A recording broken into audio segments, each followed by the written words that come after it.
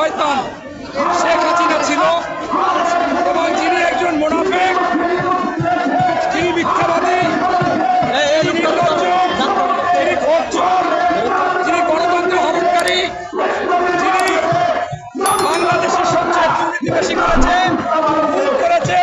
খুন করেছে, সেই শেখ হাসিনা বলতেছে পায়ের বাগানের একটা দেশে বসে যে আমি তো পাশাপাশি আছি, টুক করে চলে আসবো, আমি ক্ষমতা হস্তান্তর করিনি, আমি কোথাও স্বাক্ষর করিনি, কেউ প্রমাণ দেখাতে পারবে না।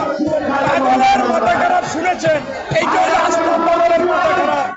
ওর ছেলে জয় বলেছে আমার মা মানসিক প্রতিবন্ধী, তার কথা আপনারা ধরবেন না, মানে পাগল।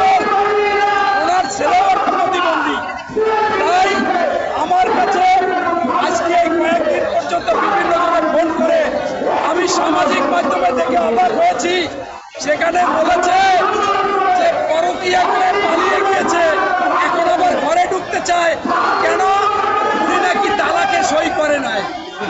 আবার অনেকে বলে যে উনি কি এত পাগল হয়ে গেল, উনি কি জানে না টুথপেস্ট থেকে পেস্ট বের হলে সেটা আর ঢুকানো যায় না?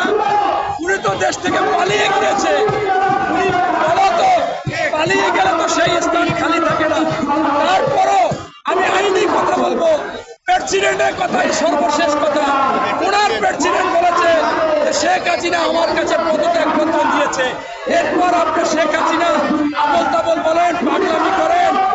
এরপরে সেনাপ্রধান বলেছে যে আমার কাছে পদত্যাগ পত্র দিয়েছে, আমি প্রেসিডেন্টের কাছে দিয়েছি। এরপর তো আর শেষ কিছু হতে পারে না। সর্বশেষ আমি ওনাকে বলবো, বাংলাদেশের 18 কোটি মানুষ আপনাকে নিয়ে আসতে চায়, আপনার টুক করে আসতে হবে না।